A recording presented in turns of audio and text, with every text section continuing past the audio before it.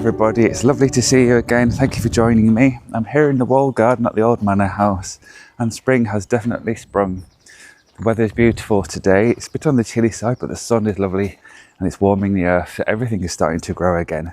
I'm really excited. It's going to be a beautiful spring and a wonderful summer ahead. So I thought I might show you a little bit around this garden, see what's going on and what I've been doing.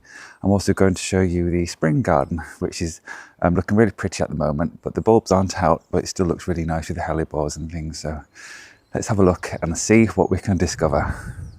We're going to go into the walled garden through the small side gate and have a look in, see what we can see, what's happening. Beautiful polyanthus down there, doing really well. I put those in when I first arrived, which was about 3 or 4 years ago. There's Alice, and shut the gate behind me to keep the breeze out. There. And I've been redoing a lot of these beds in here this winter, so it has been a busy time of redesigning, replanting and remodelling the plant layout. I'm very pleased with this part of the garden here. I've redesigned this. I take a lot of plants out and put a lot back in. So we've got polyanthus, sedums, we've got a lot of alliums there, we've got the Michaelmastasias at the back, I've got some cannalis out there, I've got lovely rose in the middle, I've got this epimedium here, which will flower very soon. I need to take those leaves off. Ferns, tulips, irises, and it should be a lovely tapestry of colour come the summer. And of course what I normally do in the summer is grow a lot of cosmos and things and embellish the areas where things have gone over. So where the alliums are here, I'll put a drift of cosmos to replace those when they're finished. So it'll still be lovely and colourful. I've redone this bed too. I'm starting to introduce shrubs into some of the beds, just to give a bit of structure in the winter. And I put a lovely hydrangea into this one. And some alliums coming up too. And the Euphorbia robbii. I want to show you this plant here. This is my favourite. This was Daphne. And if you could be here now, you'd be able to smell it, because when the sun comes out, it really brings out the fragrance. There's lovely bunches of little pink flowers, which are really highly perfumed. And it fills this whole corner of the garden with scent. There we are. So the good thing about winter is it shows up the structure of the garden and all the hedges as things. And you might notice if you watched my videos before that the hedges here suffered really badly with box blight last summer or the year before, and I was treating it with a product called Top Buxus, which is a fertiliser, foliar fertiliser, and it brings the plants back to life. It gives them strength and vigour. So you can see all the little shoots coming up in here. So it is recovering, and I shall spray that very soon. It takes about 2 hours to do the whole lot here. And then that gives the plants enough vigour to resist the blight, which spoils them. We've also got to look out for caterpillars as well, which eat them too. But that's another issue. We haven't really had that problem yet. I've got the plants here from the winter, which I've had wrapped up. I'm going to release those soon. I did try very hard to save the echiums. Some didn't survive very well. This one's just about come through the winter, I think, and if we can get that through the next month, I think we'll be fine. It'll flower. Got enough strength in there. And the yucca over there, the tetrapanax and a banana tree all wrapped up. I'm going to let them out very soon. And there's some more echiums there wrapped up looking like ghosts, and they'll be let out very soon as well. So we'll have a look round to the fountain. It's been quite windy, so the water level's dropped a little, so I'll have to top that up. Now we're going to do these beds here, redesign them a little bit, take the plants out, move them back and swap them. But I just want to show you this Photinia. It's looking really nice. Beautiful pink foliage, stunning. Especially when you get the light on it as well. We go into the sunlight here. Looks really pretty.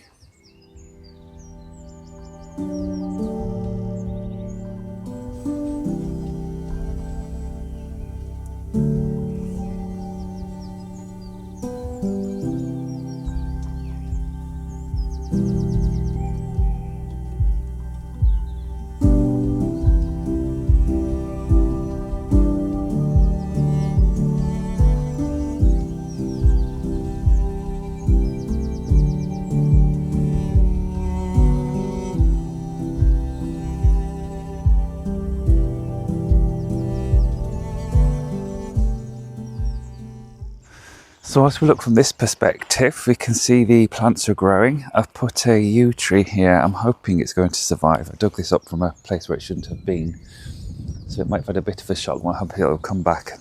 When that grows, I'm going to make it into a nice shape, some topiary. And also behind it here is the peony. It's coral peony. It's beautiful, and that's doing so well at the moment. And behind that, we've got the cardunculus, which will get absolutely huge right up here, even bigger than me, and it'll fill this whole corner up with beautiful grey silvery foliage, and the flowers are big chunky flowers which the bees love. I've got phlomis, I've got a big canna musifolia here which is yet to appear, but I did cover that in compost this last winter. Beautiful, everything's beautiful of course. Honesty lunaria variegata with white flowers, that's one of my favourites, and I've had that one, must be about 20-30 years, growing here and there. And if we look around, you can see little seedlings of it coming up. So if they survive, they'll be for next year. Yes, it just wants a bit of a tidy up, it won't take me long, and they'll end up looking beautiful. So this bed is at the other side of the garden. It's a cooler side, and you can see the cardoon here. It's exactly the same as the other one, but it's a lot smaller. So it does make a big difference this side to that side. Hence why things survive there and not over here, particularly tender things. I've got astrantias, persicarias, catmint, nepeta, pulmonarias, ferns, geraniums, ceratostigma, the blue flowers there, it's beautiful. And this tree here, the mushroom type tree, is a pyrus. It's the silver weeping pear, and that'll be beautiful very, very soon. It's got little flower buds on it and new leaves ready to burst out. So that'll all be silver and looking really nice in very few days or weeks. It won't be long. So much to look forward to.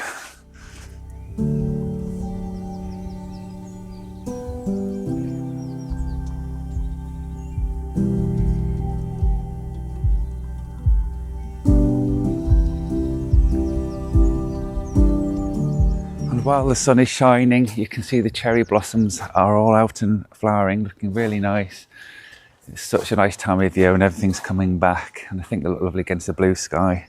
We do have a bit of a problem with wood pigeons eating all the flower buds, but just a clap of the hands and they soon go away. So it's looking really pretty, and that's the first sign that spring's here. And of course the old pear tree here, that's in bud. Lots and lots of flower buds on that, so we're getting a good crop off there this year too.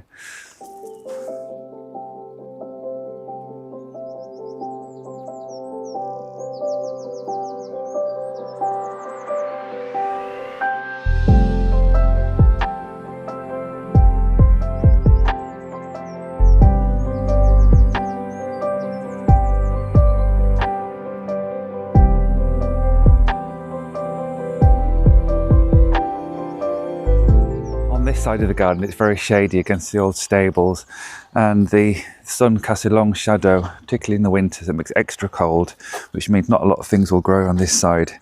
So I decided that I thought it'd be a good idea to grow ferns on here, make it into a bit of a fernery. So I planted ferns that are found in the gardens. Bits are brought from home, bits are found elsewhere, bits from the garden centres, and I've populated it to the point where it's actually looking quite nice and full. And very soon it'll be much more fuller, that's a word. And the fern fronds here are just starting to unfurl. Very soon they'll be up here and this will all be full again. Got the odd hellebore here and there, which looks really attractive too. And the polyanthus, which gives it a bit of a lift. So I think it's quite a nice recipe for a difficult corner to put ferns in.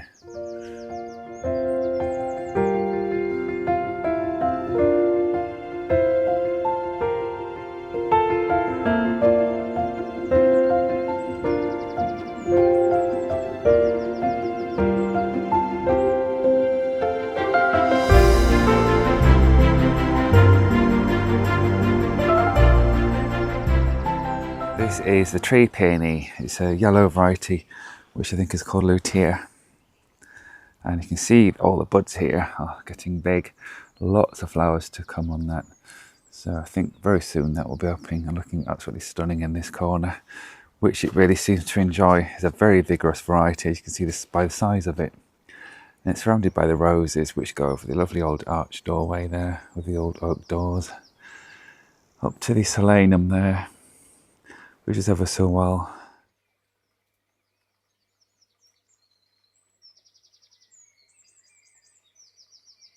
And on this wall here I have two roses. This is called Rosa James Galway.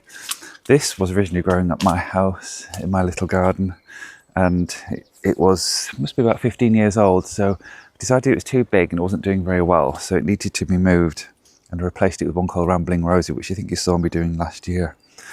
When I dug it up, it split into three pieces, so I've got one piece here, and one piece over there near the greenhouse, and it's doing ever so well. Look at all this growth on it.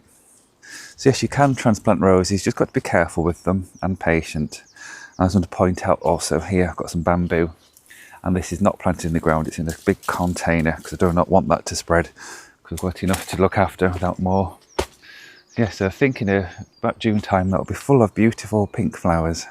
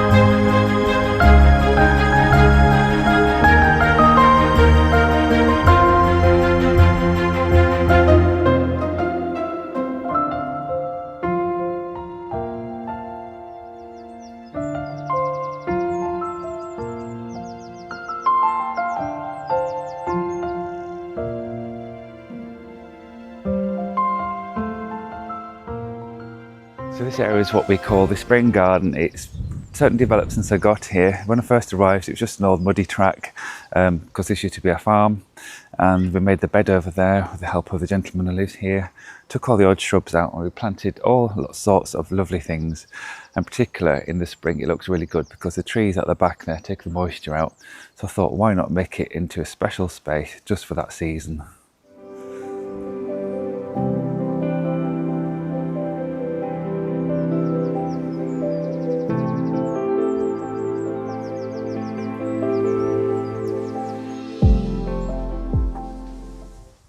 So I really love this part of the garden. It's so colourful in the spring, and it's been flowering since about February time. We've got the hellebores, the quite a different variety of colours. We've got the begonias underneath. I've got my little friend here just come to have a look. I've got some yew trees, 5 scattered along the sides here. 1, 2, 3, 4, 5. Do you want some attention? Hello, Benny. You come to have a tour as well. So yes, I'm just showing the people this garden down here. Shall we have a look? Are you coming? Yes, we've got the photinia, we've got fuchsias, more hellebores, I've got honesty, alliums, forget-me-nots are everywhere, pulmonarias, and all underneath here is lots of bulbs that are going to come up too. So it's going to look really, really pretty very, very soon. We'll have our open day in April. I think people will really get to enjoy all the hard work we put into it and enjoy seeing how it looks.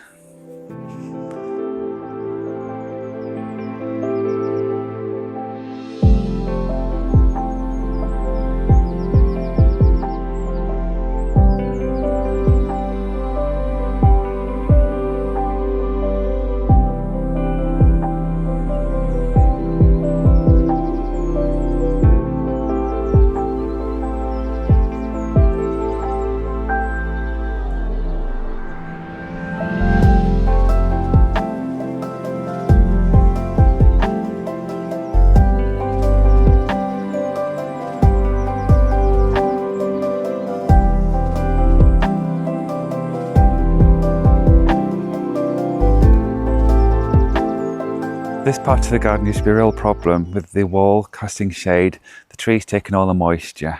So what I decided to do was make it very, very simple, and I put in lotus lamium here, which is the yellow flowered variety. I think it's maculatum. Beautiful plant, but it does spread quite a lot, so you have to watch it. But it's very easy to grow in difficult conditions. I also found these acubas growing elsewhere, little red berries, which are really attractive. And of course, you've got these mottled foliage, which looks pretty too. The statues help embellish the area, and altogether I think it's quite a successful display. Very, very simple, very easy, and very little maintenance, but very, very effective.